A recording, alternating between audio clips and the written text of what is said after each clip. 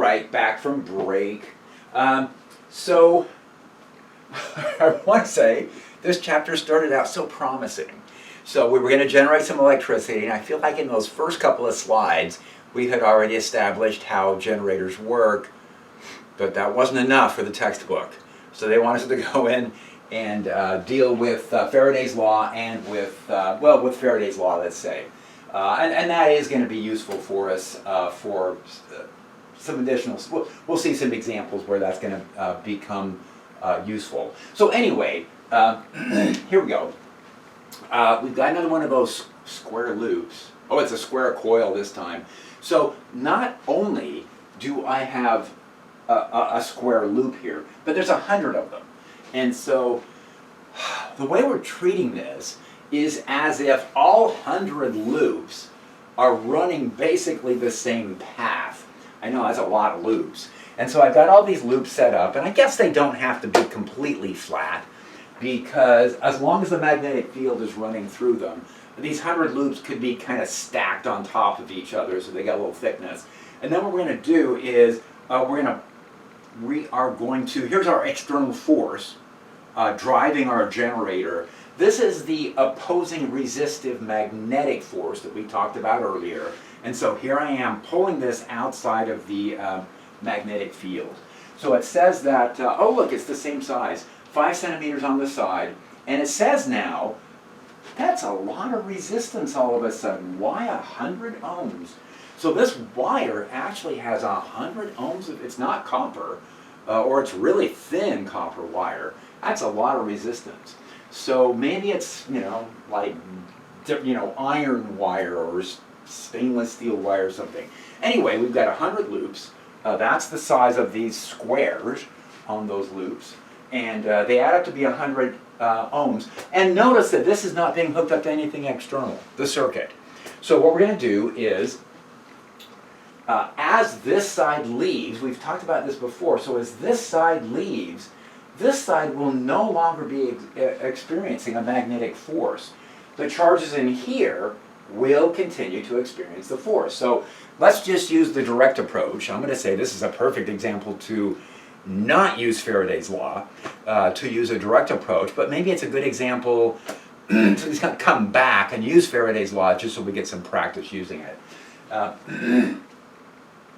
But what's going to happen here is if the motion is in this direction, then I got velocity here and magnetic field is into the board. Now remember, voltages and currents are defined in terms of the direction of positive charges. So what we can say is that would tell me that there's going to be a force on positive charges going in that direction and this direction. Oh, I'm sorry. No. This direction and this direction. And this, it's the same everywhere. So the magnetic forces are uniformly on positive charges going this way and on the electrons going here. Now, a force perpendicular to the length of the wire is not useful in generating an EMF. The EMF will get generated between this side, and that's not helpful for driving current through the loop. Similarly, forces down here don't contribute to the EMF. The forces here do. So this is where the EMF is coming from. And as we calculated back on the very first few pages of our slides here today, V times B times L, done. That tells us how much EMF we're going to have. Now in this case, in addition to V times B times L, we have to multiply by the number of loops. And the number of loops that we have here, is 100. So I just have to take that V times B times L, multiply by 100, we will have the EMF figured out. Okay, I think that's a pretty fast approach.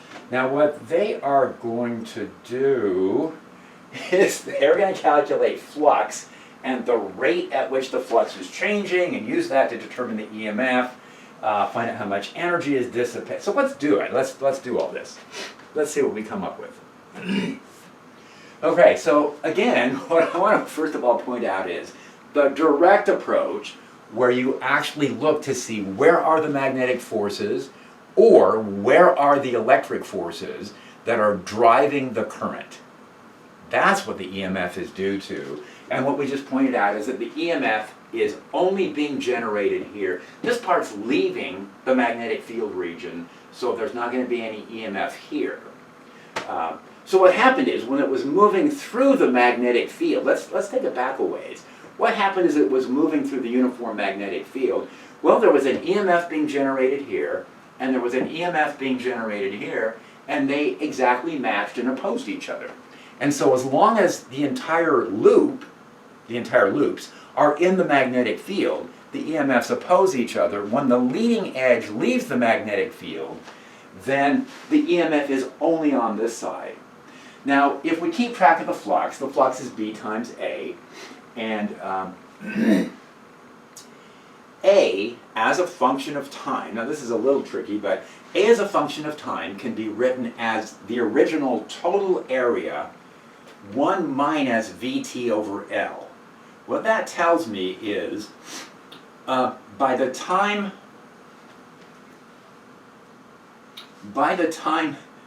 V times T equals L, the area through which the magnetic field is present will have gone away. So this is a measure of how that flux is varying.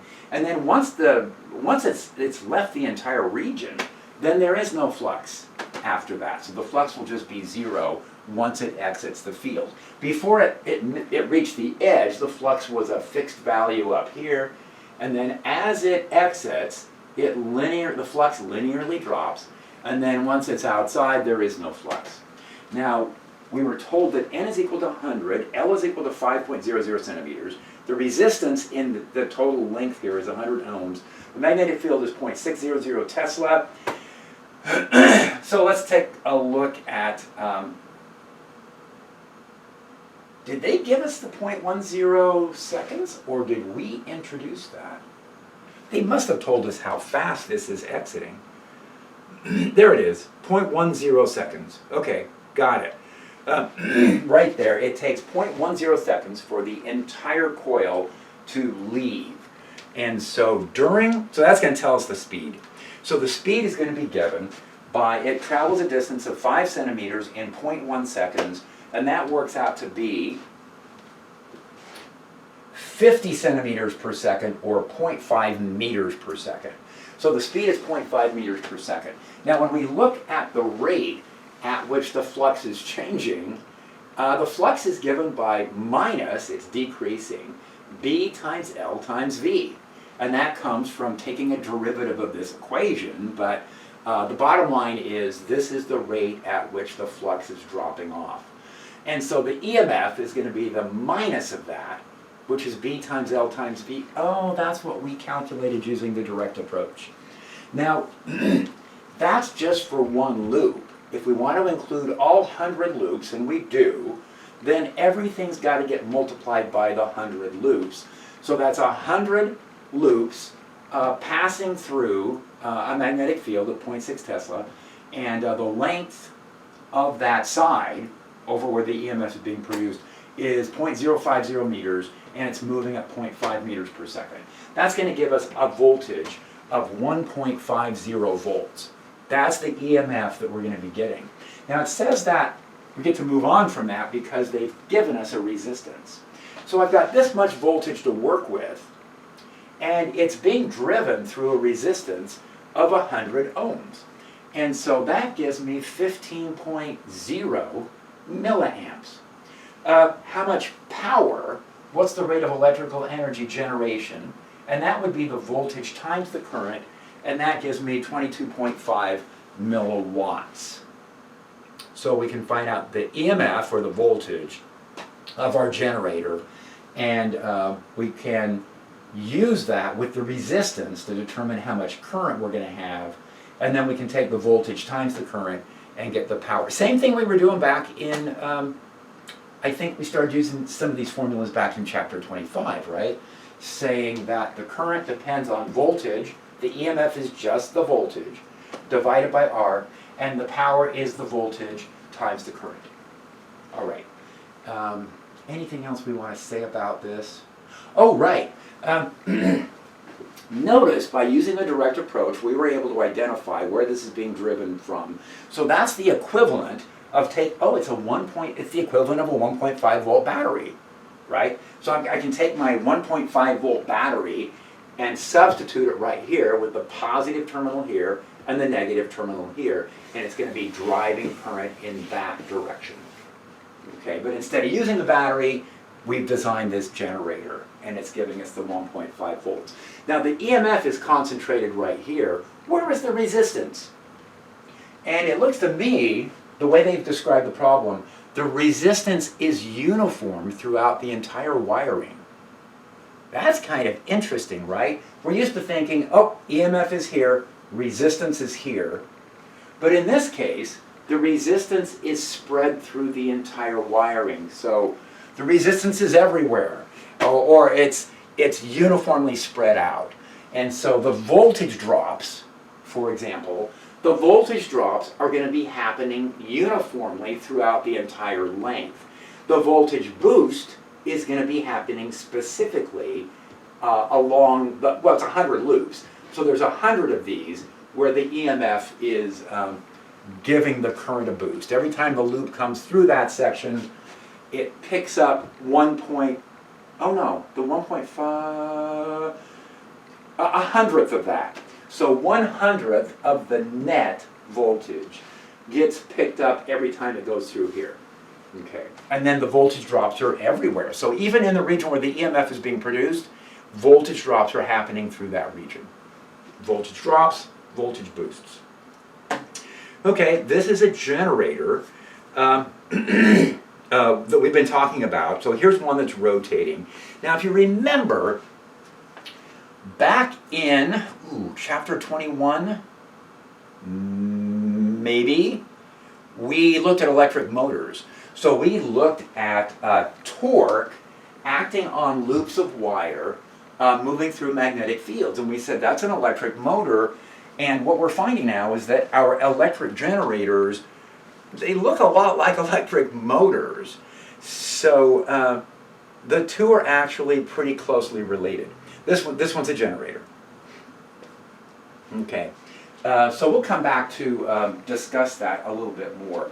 Let's see, if we have a generator, the loop is rotating with constant velocity, omega, and the induced EMF is going to be given by the flux is B times A times the cosine of omega t. So we did this in an earlier example, I think one that we had created ourselves. So it's just repeating what we did earlier, that for this spinning generator, each loop is going to generate an EMF that's BA omega sine omega t. And so that is alternating current. Our generators spin loops of wire through magnetic fields, and that automatically gives us voltages that behave like sine functions as functions of time. Okay, so the EMF is given by NBA omega. So number of loops, magnetic field, area of each loop, and the rotational velocity in radians per second. Everything here's got to be in standard units. Okay, so here's an example. We're going to build one of these spinning AC generators. The spinning portion, the armature, it's going to be 60 hertz AC, and it's going to rotate in a 0.15 Tesla magnetic field.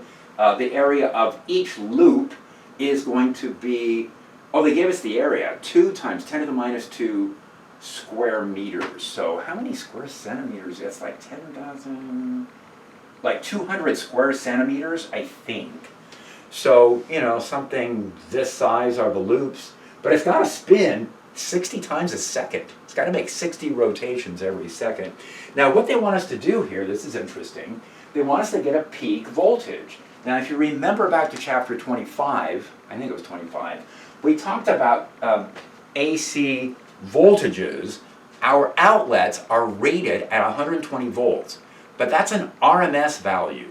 So when we multiply 120 by the square root of 2, we end up with 170 volts. That's what we're going to need to produce standard outlets. Okay, here's the VRMS, 120. This is going to be peak voltage or peak EMF is going to be given by NBA omega. And what's given here is we were given the 60 hertz, we were given the 170 volts, which is the RMS value times the square root of 2. We were given the area, we're given too much, N. So we're solving for N. N is the missing item. So let's run through here. 150 loops. Our generator needs to have 150 loops on it and run at 60 hertz, and it's going to generate the 120 volts RMS.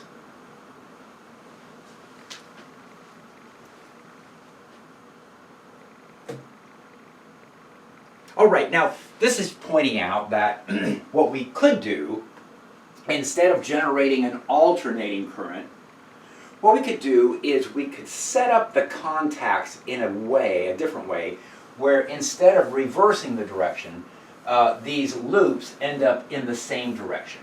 So it's kind of like the absolute value of a sine function, or the absolute value of a cosine function. Now, at this point, you have to decide, am I going to call that direct current? What are we going to define as direct current? Is it enough that the voltage is consistently in the same direction? Is that how we want to define it? Or do we want to define direct current as fixed constant current? And I don't know exactly what. I guess you have to specify. Anyway, what we can do is take a generator like this, and instead of using 2 contacts, we can use many contacts. So many different loops going through the magnetic field. Not all the loops making their way through the magnetic field at the same time, peaking and zeroing out at the same time. Instead, different loops that are peaking at different times and zeroing out. And if we spread those all through the generator, then we should be able to smooth this out. So we could get a DC generator, for sure. We don't have to operate our plants in a manner where they create alternating current. It would be easy enough to design. It's easy enough to design a generator that produces DC. Now, and we'll come back to that. So why do we go with the AC instead of DC generators? And we'll talk about that in a bit. Right now, they're going back and mentioning again that electric motors are self-limiting. And that's because what happens when we have an electric motor, and here's an example. I'm going to jump ahead to a picture. Is that going to help? Maybe not. I guess this is probably, we passed it, right? Yeah, it's almost like, so let's say that we have, that's not the motor though. Maybe we don't have a slide of this. Okay. So if we take away the light bulb, and instead of using the electricity being generated, what if we take these wires and hook them up to a battery? If we hook up a battery and drive the current from the battery, this becomes a motor. So what happens when an electric motor begins to spin is it becomes a generator. So it will start to become a generator, and it will oppose the work that we're doing. So when we're operating an electric motor, you would also think, hey, if I get the motor operating, won't it just keep spinning forever on its own? And it won't, because it's actually becomes a generator with what we call a back EMF. And so if you take an electric motor and stop it, there is the risk that the current will become really, really high in that electric motor. So that's what this example is looking at. It says that, now there's not a nice picture here, I guess we needed to find one. It says that we are running an electric motor, and we're running it off 120 volts, and that the motor itself has just 5 ohms of resistance. Now when the motor is not spinning, that's what we're going to end up with in terms of current. So I'm going to have 120 volts, driving current through 5 ohms, and that's going to give me 24 amps. 24 amps is a lot of current, right? That could throw a circuit breaker. And so when the motor's not spinning, the wires could overheat. But when the motor does spin, right, the motor is spinning, then it actually generates what's called a back EMF. So there is as the motor is pushed through the magnetic field, it becomes a generator. And so the numbers they're giving us on this motor is that when the motor's operating, it's being driven with 120 volts, but the motor itself is producing a back EMF of 108 volts. So there's only 12 volts driving current through the circuit. So when I was a kid, we had these little record players. No, I didn't have an iPod or a phone that played music. I had a record player with a turntable attached to an electric motor like this. And of course, when I was a kid, 4 or 5 years old, and I liked to stop the turntable. So the turntable would be going, and I would hold on to it. My dad would say, "You can't do that, because when you stop that, it will burn out the motor." And I thought about that as a kid. I thought, what does that burn out the motor? Why would stopping it? That doesn't make sense. Why would stopping the motor ruin it? It seems like stopping the motor would give it a rest, would give it a break. But this was it.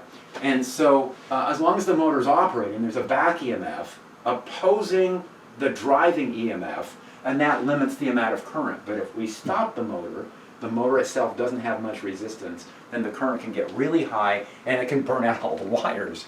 So it's funny, I remember that, and then when I learned about all this back EMF stuff, I thought, oh my gosh, that was it. I thought this was just one of those parental things where parents just don't want you doing stuff that's fun, right? Like, ooh, I want to be able to stop this turntable. No, you can't do that, and here's the reason. It was a real reason. So anyway, listen to your parents, I guess, is the message from this. All right, so here's the numbers, and we already kind of ran them. What happens initially is that we've got the 120 volts. The motor has not started turning yet. And so this is our symbol for an AC generator. So this AC generator is producing the 120 volts, and that's how we're driving the turntable. As the turntable operates, it creates an opposing voltage of 108 volts. So when we first turn it on, that's 24 amps. So you got to have some kind of a current regulator when the motor starts out. So there's got to be something built into it so that it doesn't experience these extremely high currents. Once it's operational, once it's gone into operational mode and it's spinning at the rate that it was designed to spin at, then we've got this back EMF that's limiting the overall voltage and it's limiting the current. So this reduces down to 12 volts, and now we're at 2.4 amps, and that's a sensible amount to be going through our wires. Okay, here's just some pictures of electrical generators. They're saying electrical generators, of course, are used in cars. Most automobiles are, of course, still internal combustion engines right now. We're hoping to make the switch to electric vehicles. But and when it's electric vehicles, then the ones that are out there currently are all operating off electric motors. But these are generators. With an internal combustion engine, we have to make sure that the battery remains charged. We need the battery to operate the headlights. We need the battery to fire the spark plugs, to set off the combustion in the combustion chamber. So whether we have headlights or not, we need the engine to operate. And so we do need an electrical generator. So a little bit of energy from the engine is used to keep the generator spinning and make sure that the battery remains fully charged. Ooh, transformers. Transformers are really cool. In fact, I've heard, I haven't seen any of these, but apparently there's a whole series of movies on transformers, which surprised me a bit. I mean, transformers are pretty cool from a physics standpoint, but I'm just not so sure why the general population is going to these movies, millions of people going to watch movies about transformers. But anyway, this is what a transformer is. I haven't seen the movies, but this must be what they're about. What happens in electrical generation is we have these power plants, and they have these enormous generators, and they're spinning all these generators, and they're maintaining a certain voltage from their generators. Now, if we transfer energy along electrical wires at a few hundred volts, the wires heat up an enormous amount. If we use really, a few hundred volts is relatively low voltage in terms of the grid, and that would require us to make wires that are really, really thick to transmit the energy. What researchers realized, and I think Nikola Tesla was one of these people, is that if you go to really, really high voltage, you don't need as much current. And it's actually the current that is going to determine how much your wires heat up. So we can go to really high voltage and fairly low current for electrical energy transmission, for transmission lines, and that just saves a ton of money for building the grid and for transferring electrical energy. Now, nobody wants to have these voltages coming into their homes at 50 or 60 or 100,000 volts. You don't want to plug into a 100,000 volt outlet. So we need a way to transfer the energy, maybe over hundreds of miles, at extremely high voltages, 50, 60,000 volts. And then when we get near the users, when we get into the neighborhoods and the businesses, we want to bring that voltage down to a safe amount. And so what we use are transformers. Transformers are very simple devices. It's basically just a block of iron that can be magnetized. So we make use of this ferromagnetic property of iron. Now remember, iron's magnetic property traces back to the spins of the electrons. When iron is magnetized in a certain direction, what we've done is we've flipped, there's a preference for the spins of the electron to be lined up in one direction versus the other. In an unmagnetized piece of material, on average, the electron spins are randomly oriented, and so the magnetic effects cancel out. But if we can get the electrons to align, then we can get a concentration of the magnetic field. And that's how ferromagnetism works. Some materials, once you align, some materials, their electrons will align and can be permanently aligned so that you're getting a maintained concentration of the magnetic effect from the spinning electrons. All right, so what we're going to do is we're going to build a power plant, we're going to transmit electrical energy along these power lines, and then we're going to get to a transformer. Now what we would like is these wires, if we set up a voltmeter here, we read those wires and it says 50,000 volts. So the voltage difference between those wires is 50,000. Over here we want to run these out to somebody's home. We want this side to be 120 volts.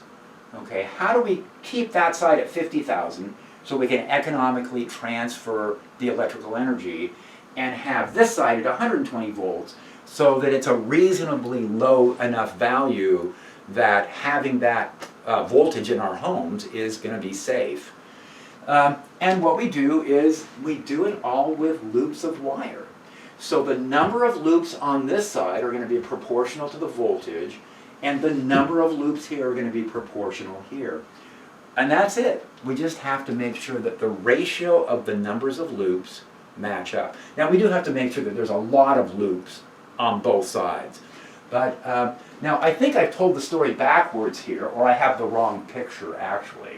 Because what we have here is there's only a few loops on this side. There's a lot of loops here. So this would be what's called a step-up transformer. By having more loops on the secondary coil, the voltage coming out will actually be higher. In fact, what do we got here? 1, 2, 3, how do we count loops? 1, 2, 3.5. So let's say this is 4 loops, 1, 2, 3, 4, 5, 6, 7, 12. That's a factor of 3. So the voltage coming out will be 3 times larger than the voltage coming in. And what we call the primary side of the transformer is wherever the electrical energy is being generated. So our energy source is coming in towards the primary, and then the energy coming out is being transferred from the primary to the secondary. Now if you notice, the wires never make contact. So this is an example of induction. So the charges that are in the primary loops they never come into direct contact with the charges that make up the current in the secondary loop. Instead, what they do is they interact through electric and magnetic forces. So what happens in a transformer is this. Let's kind of map our way through it. Charges coming in this side are going to set up magnetic fields. So it's kind of like, well, it's like chapter 28. So what we're looking at is like a solenoid. This is like, by itself, it's a solenoid, and the current going through here will generate a magnetic field. Now, what we've done is we've put an iron core through here, looped it around. Because of the spins of the electron can be flipped back and forth, and iron can become quickly, very rapidly magnetized. What happens is, when we set up a magnetic field using the current coming in from the primary, that magnetic field quickly is set up throughout the entire block. And so I don't just have a magnetic field in the region where the primary coils are, I have a magnetic field throughout. Now, what we know from Faraday's law is if I have a magnetic field in this region, and the flux is varying, that will induce a current in this other side. So that's how we're going to get energy from the primary side transferred to the secondary side. Now we can explain all this in terms of magnetic field generation and Faraday's law, and then we can come back and we'll take the direct approach and show what the details really are. So Faraday's law, which we understand does work, Faraday's law certainly will make the correct predictions, says this. It says that in order to set up an EMF, we want this side to become an EMF generating region. So in order to set up the EMF, I need the flux to be changing.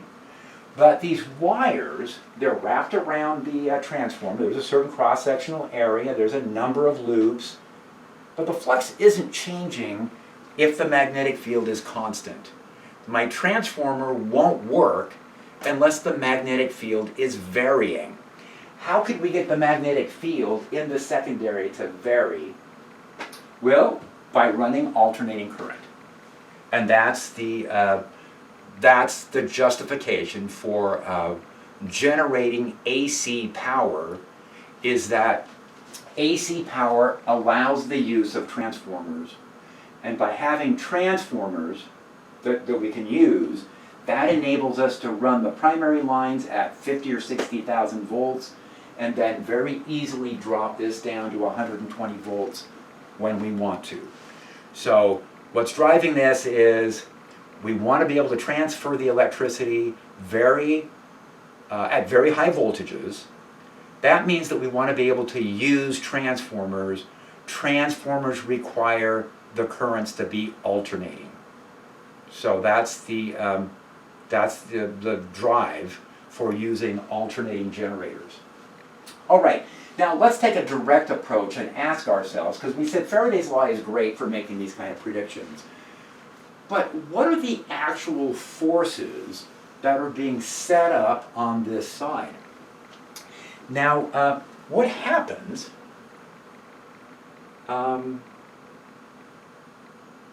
and let's see if there's anything useful here. Let me do this. Let me go ahead and jump ahead to this. So this is another diagram of the very same thing. I'm just writing down a few formulas. So let's say on this side, the current is given by I1 sine of omega t.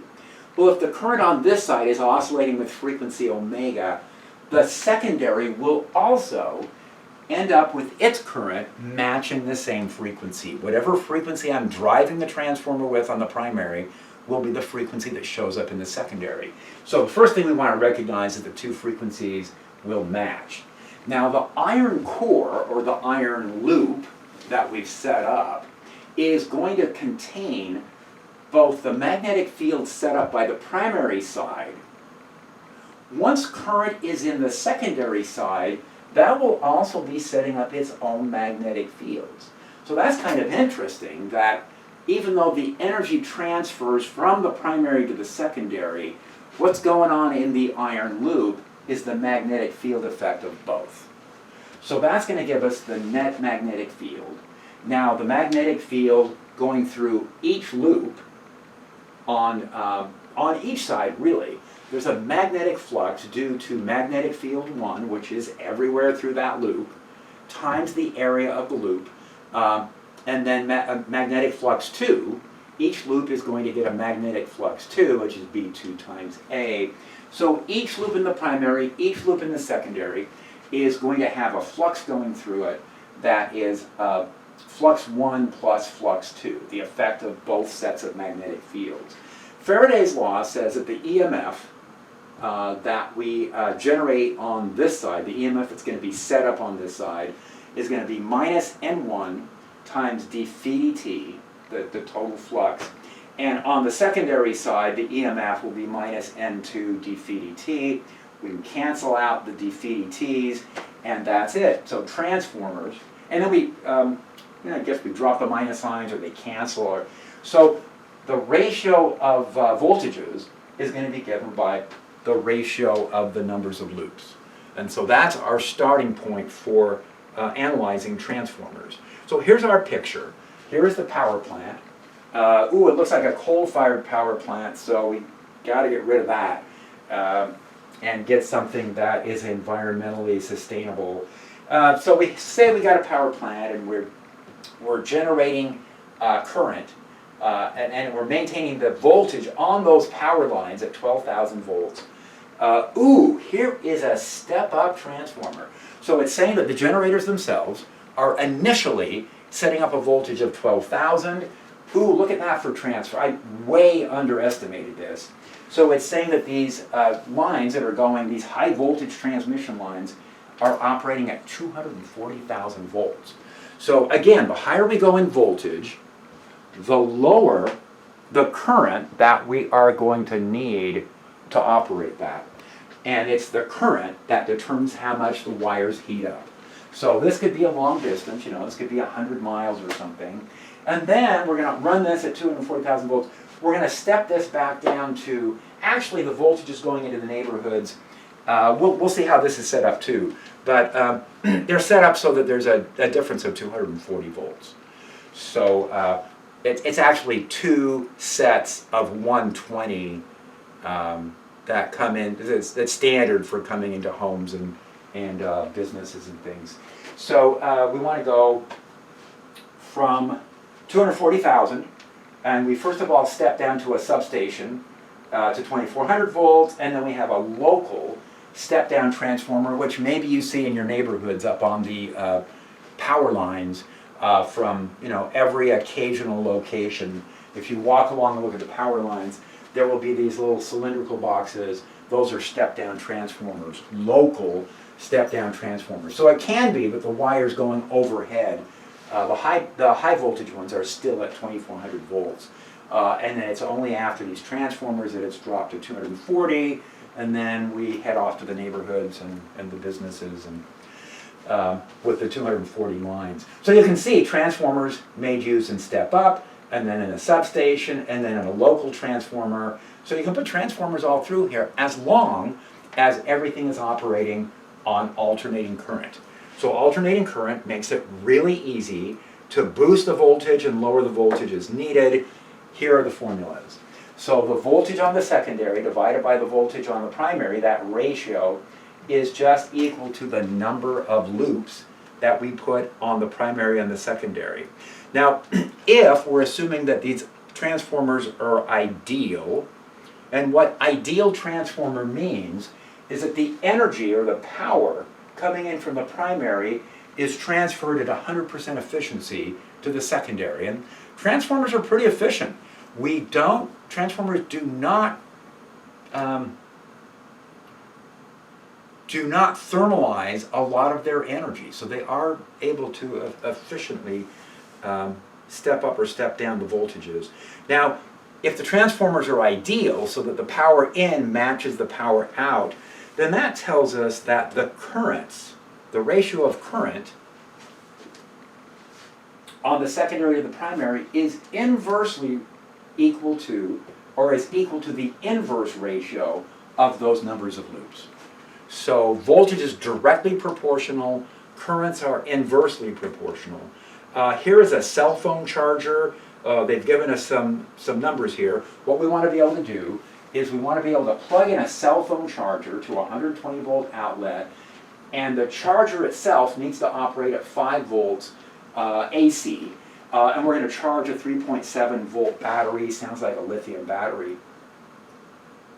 The recharger also has what we call diodes inside there to go convert the AC into DC. So there's more circuitry inside the cell phone charger, because the battery is going to, the cell phone itself is going to operate on DC. It's going to operate off of its battery. Battery is going to provide a nice, steady, direct voltage, fixed voltage.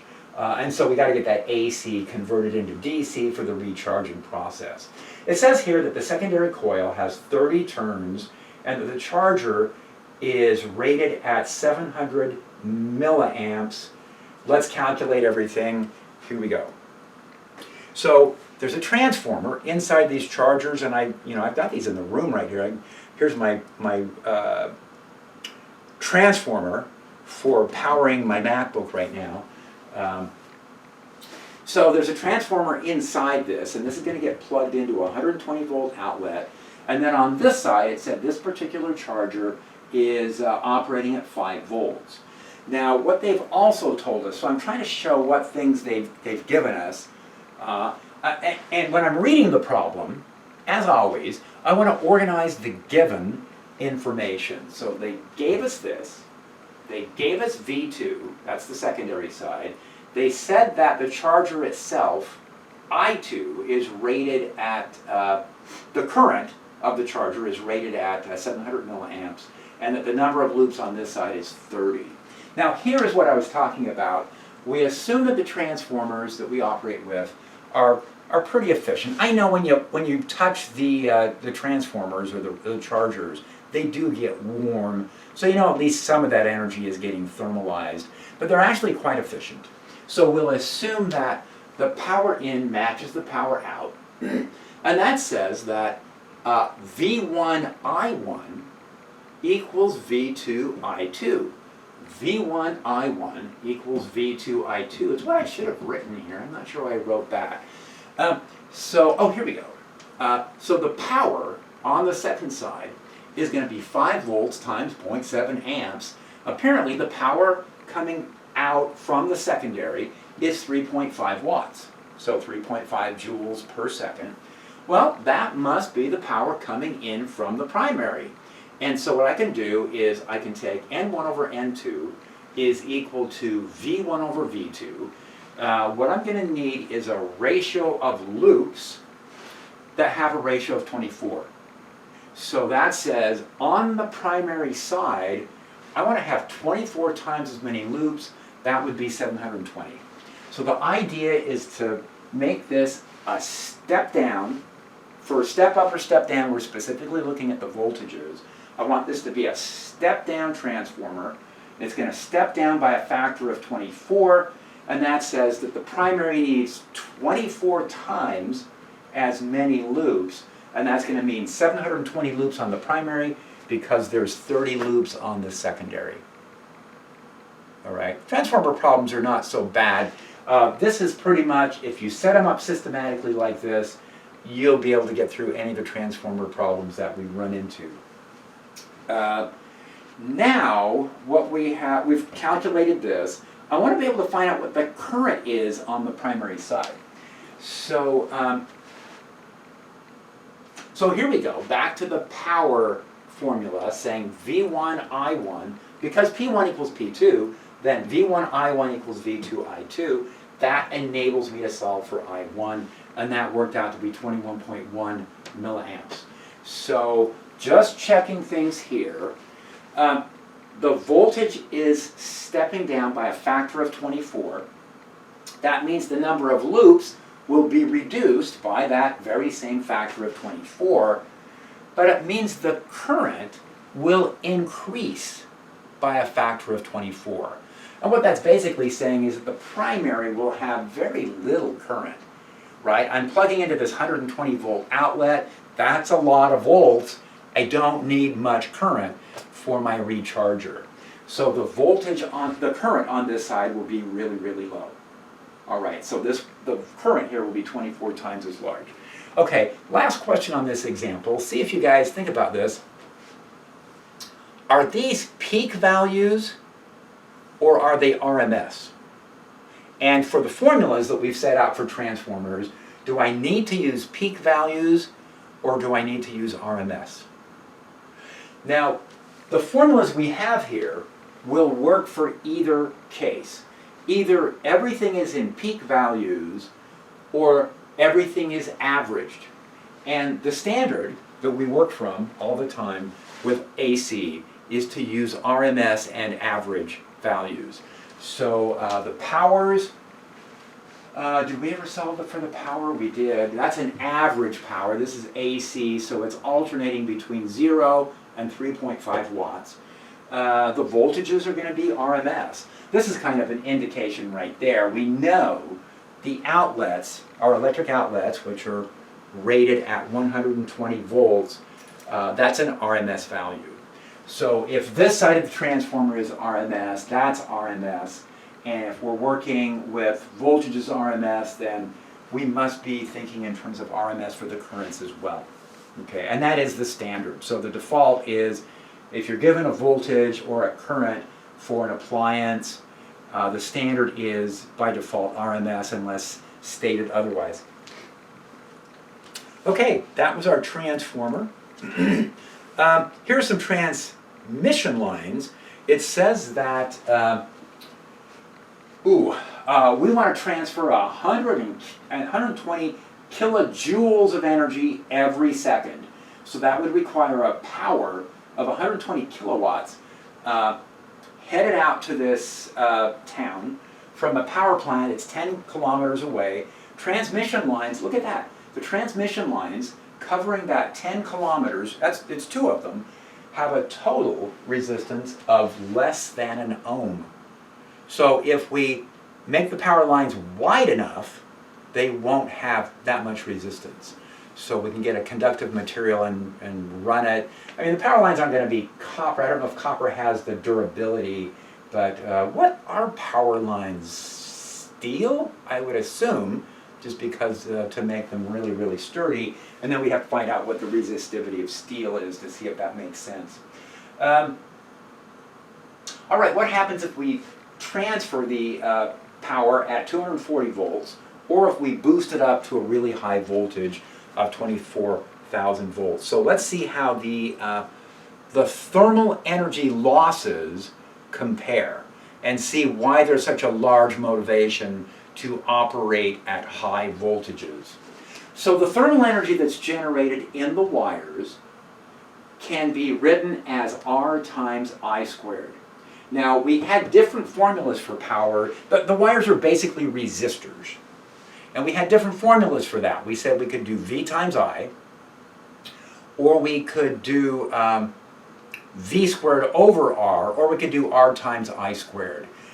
When we're calculating the thermal energy losses in wires, we use R times I squared because we don't know what the voltage drop will be typically at the beginning of the problem. So typically in the problem, we're not given V. We may never calculate V, but we typically are given a resistance, which is what we have here, and then pretty quickly we'll determine what the currents are. So let's look and see how that works. So here's the power plant. Here are the power lines. Here is the town, 10 kilometers away.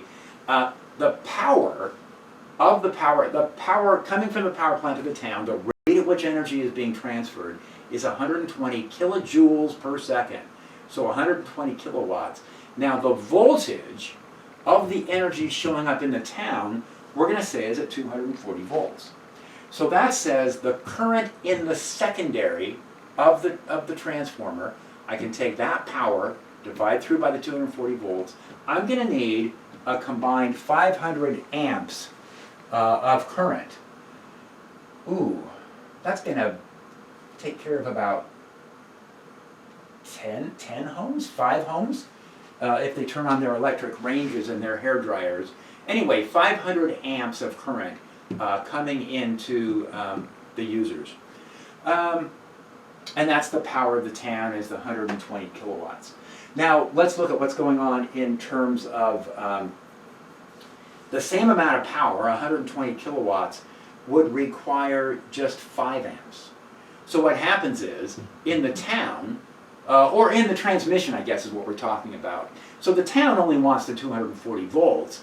If we use the 240 volts over the wires, those wires are going to be carrying 500 amps. Now we do want 500 amps when we get to the town, but if the wires transmitting the electricity are at 500 amps, then we can come back over to this equation and say 0.4 ohms of wires holding 500 amps, the thermal energy generated will be 100 kilowatts if we're operating at the 240 volts.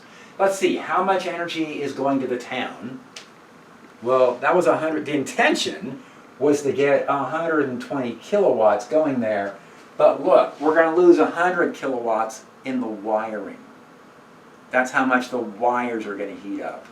So, well, that's not going to work. And so we're not going to have much energy left for the town. So instead, what we're going to do is we're going to put a transformer in. The town can still enjoy their 500 amps, but as far as the transmission, that means that the current now is going to be reduced down to just 5 amps. And if we plug that into the RI squared formula, it says we're going to lose 10 watts, okay, instead of 100,000 watts. 100,000 watts. Instead of losing 100,000 watts, we can just heat up the wires to 10 watts. Negligible, right? That's nothing along the way. So we can really, really bring those thermal energy losses in the wiring down to almost nothing by doing this. So we, the other option would be to make the wires on the transmission lines really, really wide, right? To the point where they'd be too heavy to support. And so, again, you can see an enormous difference between a factor of 10,000. By boosting the voltage by 100, we save the thermal energy by a factor of 10,000.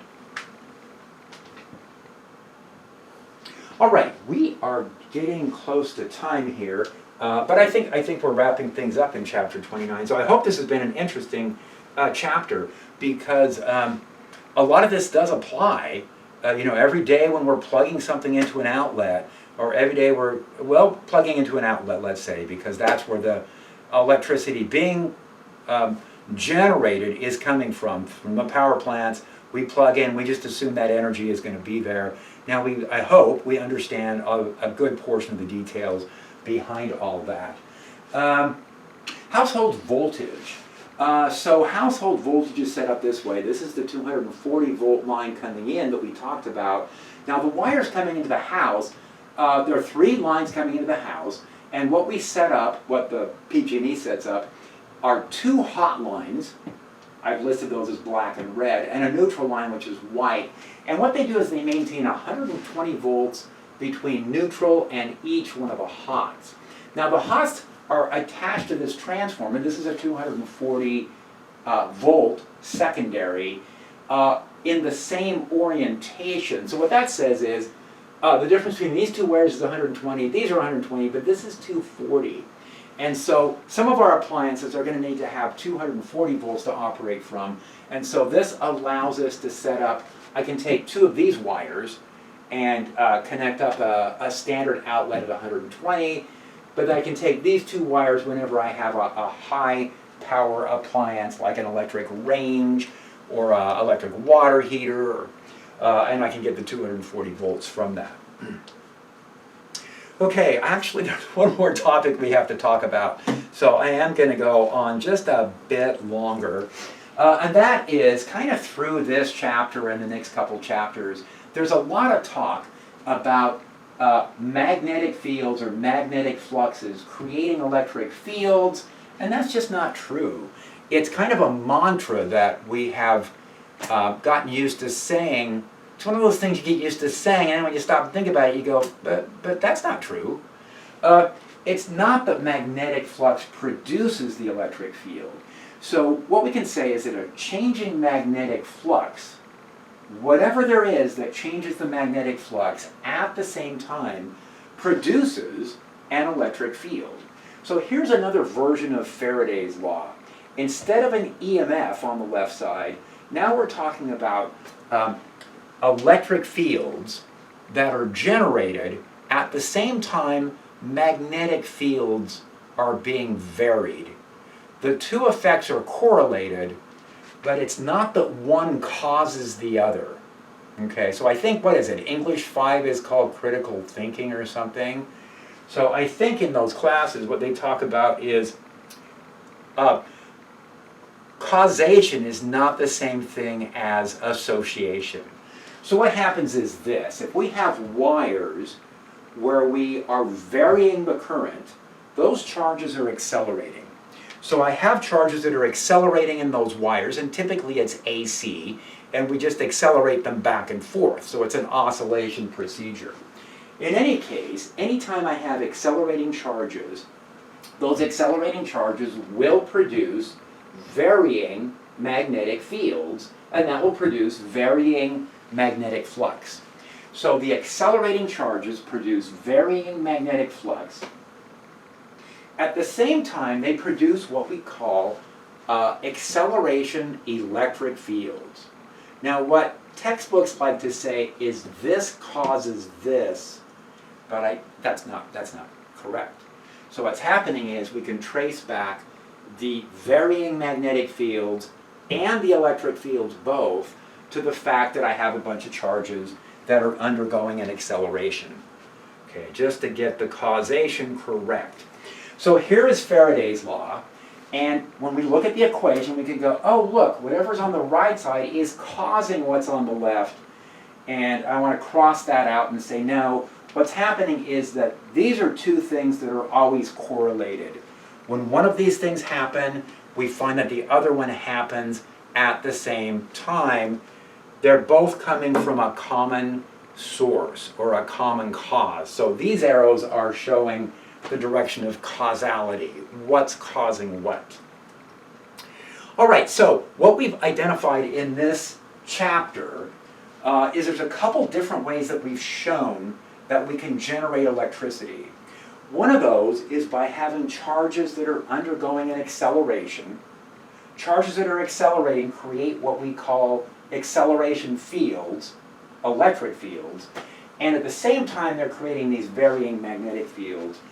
In the cases where the charges are accelerating, it's the electric fields that are inducing the current.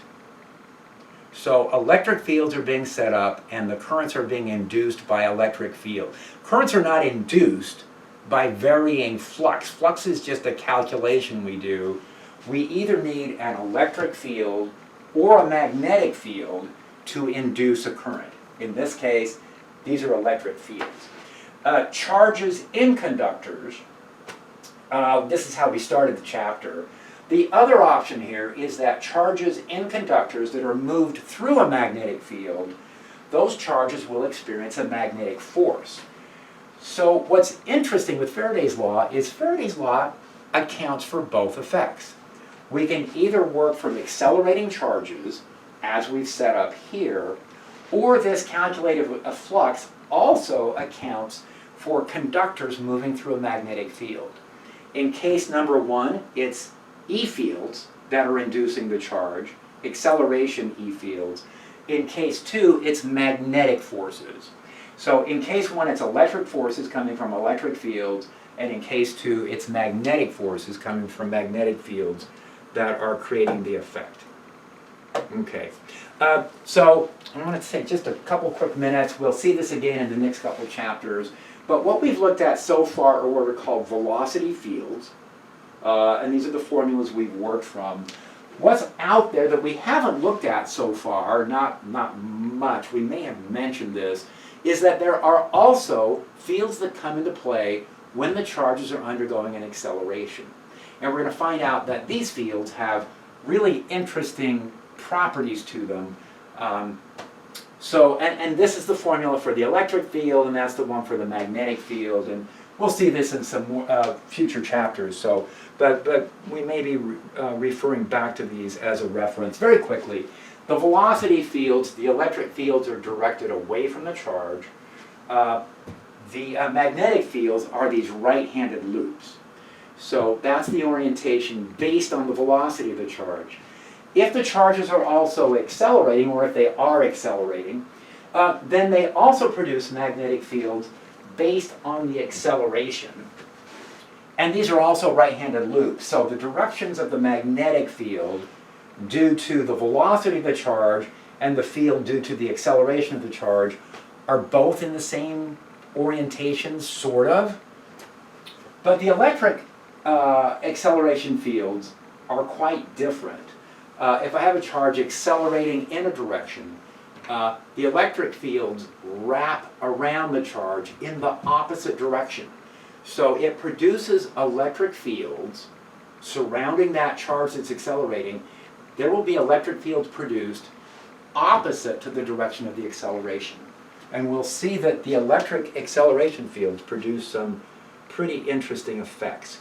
So again, if we have wire with current going through it, let's say we have some copper wire, we can define a charge density per length, which is dq ds. Now currents are dq dt, and the dq can be written as the charge density, how many charges do we have per length, times ds dt. Well, that says current can be thought of in terms of the density of the charges times the speed, the average speed those charges are moving at. So current can be thought of charge density times speed. Well, di dt, which we've started to look at in this chapter and we'll see in future chapters, we're going to start making use of di dt, the rate at which the current is increasing or decreasing. Now, I sometimes refer to this as J, just so that I have some separate notation. But what this is lambda, the charge per length, times dv dt. That means it's proportional to the acceleration. So anytime we see a current, the current is based on the average velocity of the charges. But anytime we see an increasing or decreasing current, that's based on the acceleration of the charges. Now what happens is, if I have a current that is constant, it's going to produce a magnetic field, but the electric field effect cancels out because I have positive and negative charges. But if I have an accelerating set of charges, if I have an increasing current, the electrons are accelerating, but the protons are not. And so I end up with these acceleration fields. And what that does is it produces electric fields opposite to the direction of the accelerating current. Okay, one example of this is with an induction range. So induction ranges have loops of wire down below the surface where the currents are accelerated, and what that produces up above the range top are electric fields. And so when I take some type of a cooking, let's see, when I take some kind of a pan, those pans have to be electrically conductive so that we can induce a current. When we get currents running through the base of these pans, the pans have resistance and the pans heat up. And so induction cooking means that we don't have any burner that heats up and transfers the heat. The heat is actually generated in the base of the pan itself by induced currents. So one set of accelerating charges down below where it's the equivalent of a heating element, but what we're actually doing is just generating these electric fields. When we place the pan in the electric field, that sets up current inside the pan, and the heat is generated in the pan and then goes into the food, and then it can also go back into the cooking surface. So the cooking surface itself does not heat up directly. The cooking surface is only heated from the heat coming from the pan back into the cooking surface, and then the pan heats up the food. So an interesting effect of induction. So this is more of the same that we've talked about. I'm going to go ahead and not worry about this last example.